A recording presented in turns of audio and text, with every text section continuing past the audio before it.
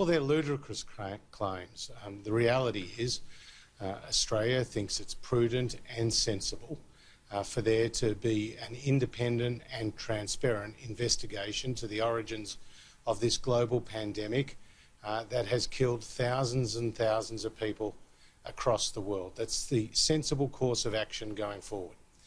We won't bow to economic coercion.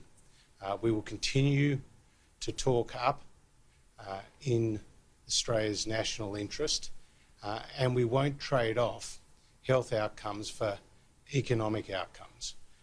This is a very serious global pandemic that has disrupted the economies around the world, but also taken many, many lives. And there does need to be that investigation, as the Prime Minister has called for. How hard is that criticism to cop, especially on a day when Deloitte forecasts that the economic hit to this economy will be $60 billion over the next 4 months?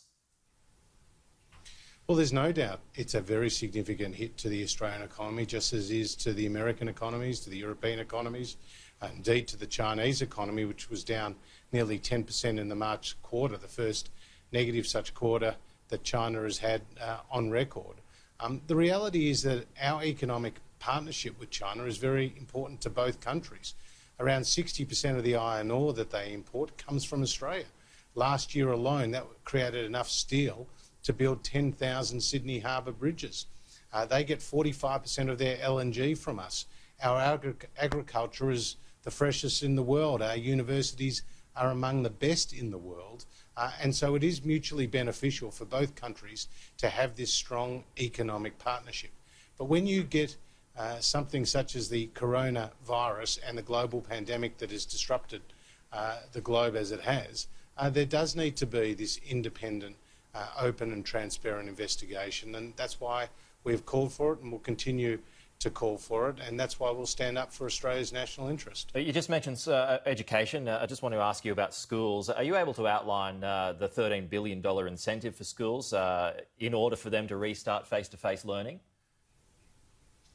Well, there's been a request from the independent and Catholic school sector that we bring forward some of their funding, and that is what Dan Tehan, the Education Minister, has announced today. It's equivalent to around 25% of their Commonwealth funding, and it will come in May and in June. And the idea is to get these schools back fully open as quickly as possible, obviously consistent with the health recommendations. And we think it's really important that while the pandemic takes many things away from us, it doesn't take our kids' education away from us, and that's why we've moved as we have. I mean, obviously the states are the main funders and controllers of government schools.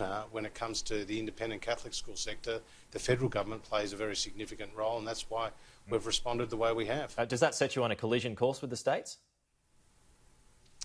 I think it's been a very cooperative relationship with the states through the National Cabinet. Now, as you know, in Northern Territory, South Australia, kids are getting back to school, and I think other states will follow suit.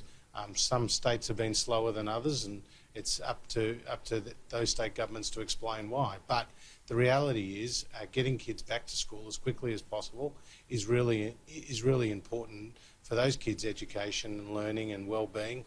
As you saw yesterday, there were independent reports that were out that said, kids, particularly those from disadvantaged backgrounds, face the real brunt of those schools being closed. It does affect their well-being. It does affect their literacy and their numeracy. And we think it's really important that kids get back to school as quickly as possible. Just in the inquiry yesterday, Treasurer, it's outlined 757,000 approvals so far for early access to super, 540,000 applications for JobKeeper at the moment, yet you've been accused of a slow rollout by some. Is everything on track?